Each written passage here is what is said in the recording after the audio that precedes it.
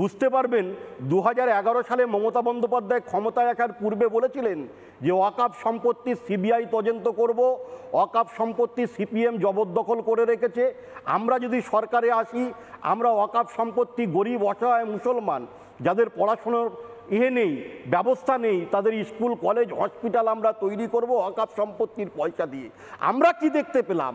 মমতা বন্দ্যোপাধ্যায় ক্ষমতায় আসার পরে ওয়াকফ সম্পত্তির সিবিআই তদন্ত হলো না, ওয়াকফ সম্পত্তির অর্থ দিয়ে ইমাম মুয়াজ্জিনদের ভাতা দেওয়া হচ্ছে। যে হক, যে অধিকার আমরা যারা গরিব প্রান্তিক মুসলমান, যারা দুবেলা দুমুঠো খেতে পাই না, আমাদের কাছে শিক্ষা নেই, আমাদের কাছে হসপিটাল নেই, আমাদের পেটে ভাত নেই, সেই সম্পত্তির টাকা দিয়ে অর্থ দিয়ে আমাদের সমাজের সঠিক পথ দেখানোর উদ্দেশ্যই ছিল। কিন্তু আমরা দেখতে পেলাম ইমাম আর মুয়াজ্জিনদের ভাতা দিয়ে মমতা বন্দ্যোপাধ্যায় একটা মেরুকরণ তৈরি করলো। তোষণ আর তুষ্টিকরণ করে মমতা ব্যানার্জি মুসলমানদের ভোটকে সুরক্ষিত করবার জন্য পশ্চিমবাংলার বুকে সাম্প্রদায়িক যে বাতাবরণ তৈরি করেছে, আমরা যারা রাষ্ট্রবাদী মুসলমান, জাতীয়তাবাদী মুসলমান, এদেশীয় মুসলমান, আমরা হক চাই, আমরা ইমাম মুয়াজ্জিন ভাতা চাই না, আমরা পেটে ভাত চাই, আমাদের কাজ দিন, আমরা রাষ্ট্রবাদী, আমরা এই দেশীয় মুসলমান।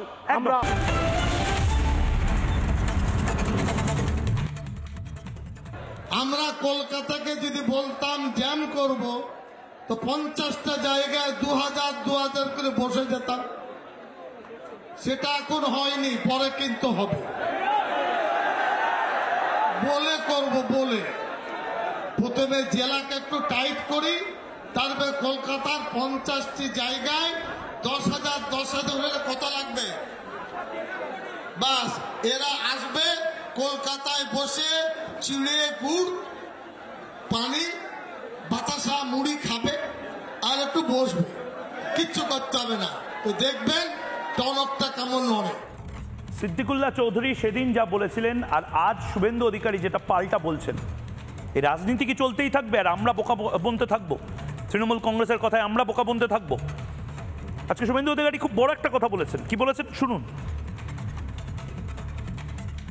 যারা মিছিল মিটিং করলেন এইখানে রামলীলা ময়দানে, সিদ্দিকুল্লাহ চৌধুরী বলেছিল প্রথমে জেলায় জেলায় ঘিরব, 2000 করে লোক বসাবো 50টা জায়গায়, আর কলকাতাকে নাকি তিনি 15 মিনিটে স্তব্ধ করে দেবেন। ওই একই আর কি। এখন একটু লেকচার দিন, আমরা চাই, শুনতে চাই।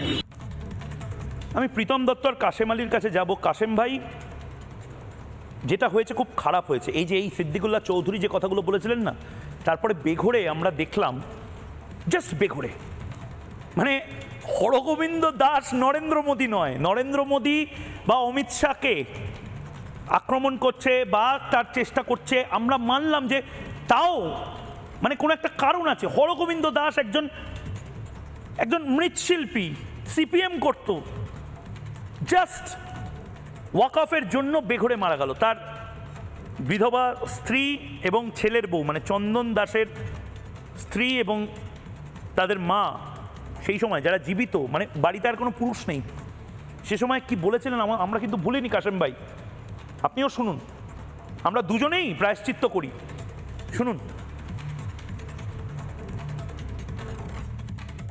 আপনারা এতদিন ধরে থাকছেন এখানে, স্থায়ী বাসিন্দা, বহুদিন ধরে হয়তো এখানে থাকেন এই গ্রামে, কিসের কোন অপরাধের সাজা গুনতে হলো মা আপনাদের? কি করে বলবো, এলাকে করে গেল না গেল, পাশের এসব মুখ চিনা যাবে না তো, মুখে সব ছাকনা লাগা আছে। হ্যাঁ হ্যাঁ হ্যাঁ, আমাদের হিন্দু হয়ে অপরাধ, আমাদেরকে মুসলমান হয়ে যেতে হবে, শাখা সেদের ভেঙে দিতে হবে, ওদের স্লোগান দিতে হবে, এইলা বলছে সব। কাশেম ভাই কিছু মনে করবেন না, কিন্তু এই বাংলায় আসলে সম্প্রীতি সবাই চায়। এই বাংলাটা কাশেম ভাই এবং ময়ূকের হোক, সবাই চায়, কিন্তু সম্প্রীতি আসলে নষ্ট করছে কিছু রাজনৈতিক দল এবং নির্দিষ্টভাবে একটা দল যারা লোক খেপিয়েছিল সেদিন। কেন আমরা বলতে পারবো না তাদের নাম? আজ ওয়াকফ নিয়ে বাংলার এত সংখ্যালঘু মানুষ তাদের আবেগ নিয়ে ছিনিমিনি খেললো তো তৃণমূল কংগ্রেস। কি বলবেন কাশেম ভাই? ময়ূকদা, বাংলার একটা প্রচলিত লোককথা, শ্রুতি কথা বারবার মনে পড়ে, সেই যদি নখ খসালি তবে কেন লোক হাসালি। মমতা ব্যানার্জি এই ওয়াকাফ নিয়ে এবং তার অনুগত দালাল সিদ্দিকুল্লাহ চৌধুরী যেভাবে সংখ্যালঘু মুসলমানদের মাওলানা ইমাম সাহেব আরও বিভিন্ন স্তরের মানুষদের যারা অশিক্ষিত প্রান্তিক মানুষজন আছেন তাদেরকে তেতিয়ে তিনি যেভাবে তাতিয়ে উত্তপ্ত করে যেভাবে মালদা মুর্শিদাবাদ মোথাবাড়ি থেকে শুরু করে বিস্তীর্ণ এলাকা জুড়ে যে দাঙ্গার পরিবেশ তৈরি করেছিল, নিরীহ দুজন নিষ্পাপ মানুষ তারা খুন হলেন, হরগোবিন্দ দাস এবং চন্দন দাস।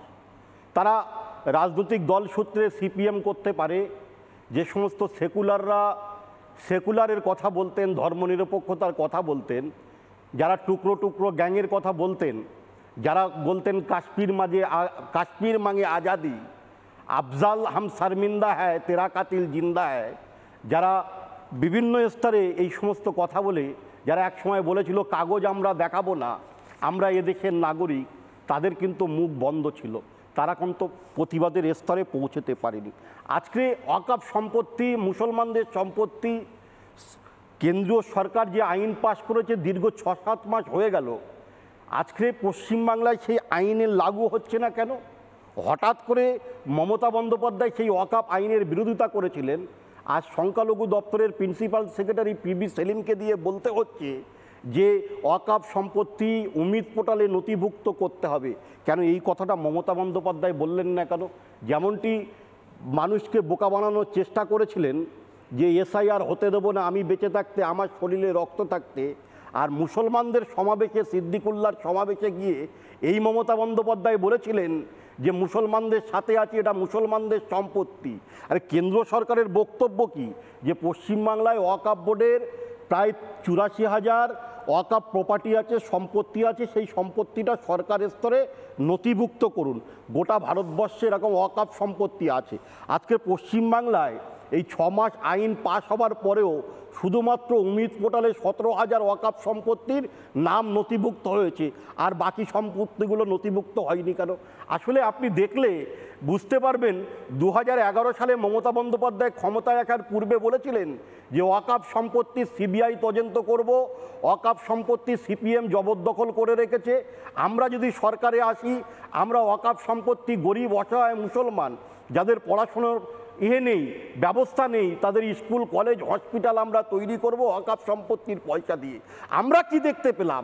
মমতা বন্দ্যোপাধ্যায় ক্ষমতায় আসার পরে ওয়াকফ সম্পত্তি সিবিআই তদন্ত হলো না, ওয়াকফ সম্পত্তির অর্থ দিয়ে ইমাম মুয়াজ্জিনদের ভাতা দেওয়া হচ্ছে। যে হক, যে অধিকার আমরা যারা গরিব প্রান্তিক মুসলমান, যারা দুবেলা দুমুঠো খেতে পাই না, আমাদের কাছে শিক্ষা নেই, আমাদের কাছে হসপিটাল নেই, আমাদের পেটে ভাত নেই, সেই সম্পত্তির টাকা দিয়ে অর্থ দিয়ে আমাদের সমাজের সঠিক পথ দেখানোর উদ্দেশ্যই ছিল। কিন্তু আমরা দেখতে পেলাম ইমাম আর মুয়াজ্জিনদের ভাতা দিয়ে মমতা বন্দ্যোপাধ্যায় একটা মেরুকরণ তৈরি করলো, তোষণ আর তুষ্টিকরণ করে মমতা ব্যানার্জি মুসলমানদের ভোটকে সুরক্ষিত করবার জন্য পশ্চিমবাংলার বুকে সাম্প্রদায়িক যে বাতাবরণ তৈরি করেছে। আমরা যারা রাষ্ট্রবাদী মুসলমান, জাতীয়তাবাদী মুসলমান, এদেশীয় মুসলমান, আমরা হক চাই, আমরা ইমাম মুয়াজ্জিন ভাতা চাই না, আমরা পেটে ভাত চাই, আমাদের কাজ দিন, আমরা রাষ্ট্রবাদী, আমরা এই দেশীয় মুসলমান। আমরা আমি প্রীতম দত্তের কাছে যাব, কিন্তু নানা ধরনের কন্টেন্ট দেখার জন্য লাইক করুন, শেয়ার করুন আমাদের ফেসবুক পেজ, সাবস্ক্রাইব করুন আমাদের ইউটিউব চ্যানেল, পাশাপাশি অন্যান্য ব্রেকিং নিউজের জন্য অবশ্যই চোখ রাখুন রিপাবলিক বাংলায়।